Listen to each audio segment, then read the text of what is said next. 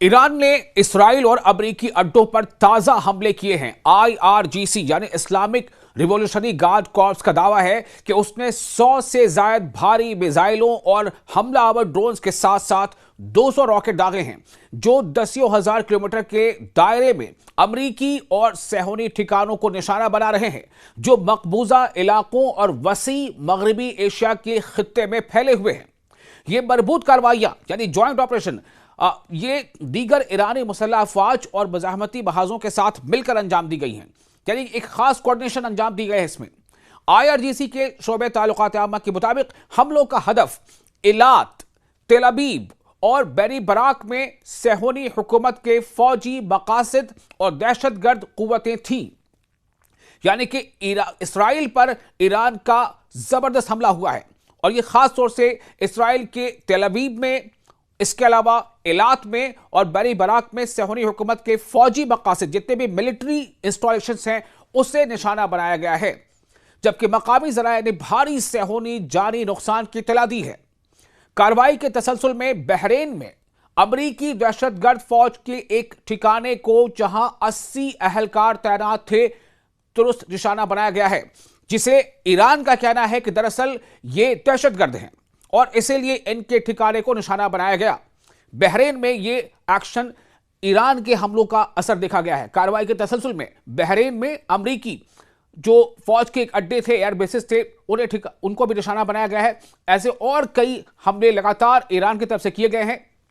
इसके बाद अल अदीरी अड्डे पर भी अमरीकी फौज के हेलीकॉप्टर ग्रुप को बैलिस्टिक मिसाइलों से निशाना बनाया गया, जिसके नतीजे में एक हेलीकॉप्टर तबाह और दीगर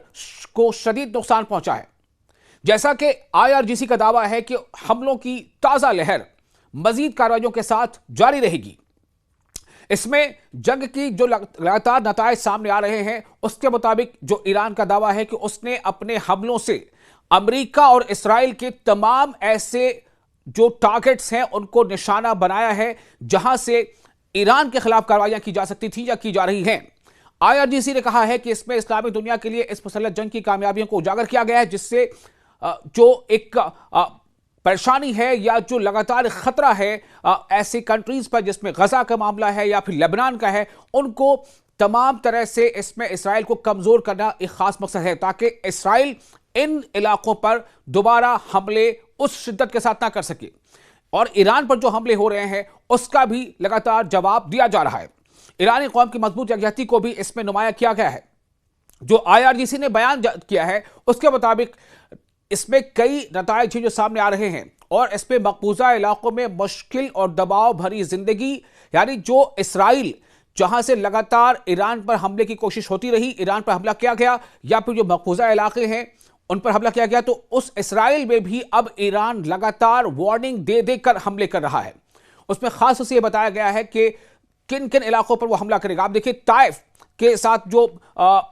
सबसे बड़ा जो हाइफा में इसको जो है काफी जबरदस्त नुकसान बताया गया है कि हाइफा को जो पोर्ट सिटी है उसमें ईरान ने बहुत हमले किए हैं, और हाइफा के अलावा तेल अवीव में हमले किए हैं, बैत शमस में हमले किए हैं, बेरशबा में हमले किए हैं। और इन तमाम हमलों में अब जो निशाना है वो उसमें कुछ ऐसे सेंटर्स हैं जहां पर खास तौर से जो इजरायली आर्मी है उनके मराकज वहां थे। तो हाइफा,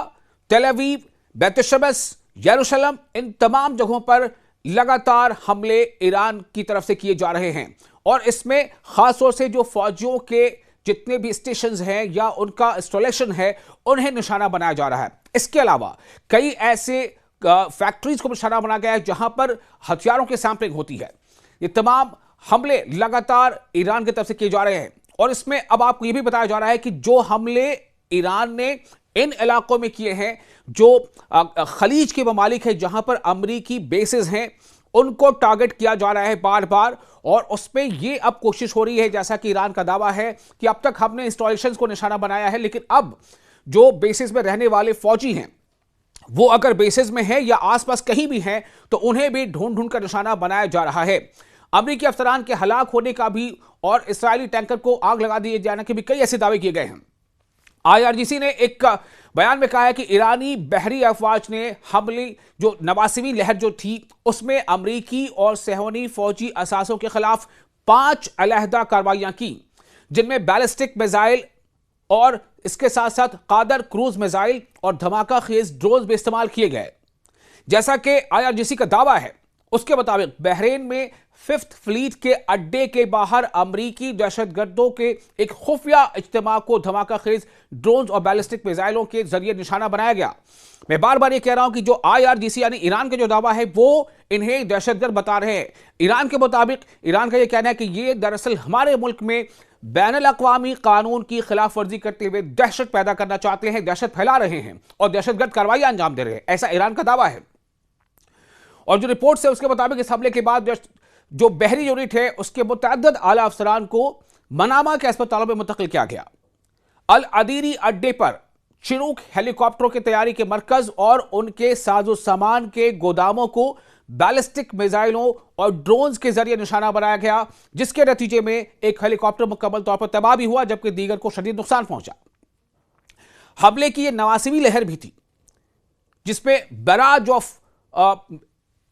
मिसाइल्स एंड ड्रोन्स इन्हें लॉन्च किया गया और इसमें IRGC की जो विंग है उसकी पहली कार्रवाई में मुत्तहिदा अरब अमारात की यानी UAE के पानियों और जजीरों में समंदरी ढांचे पर नस्ब अमरीकी इब्तिदाई इंतबाही रडार सिस्टम्स को दुरुस्त तौर पर तबाह किया गया। जो भी अमरीकी वहां पर रडार सिस्टम है, IRGC के मुताबिक इस्राएली इदारे से ताल्लुक रखने वाला टैंकर जिसका एक्वा तिजारती नाम है एक्वा 1, उसे खलीज फारस के वस्ती पानियों में निशाना बनाया गया है और इस वक्त आग की लपट में वो काफी झुलस चुका है, वो लगभग तबाह हो गया है।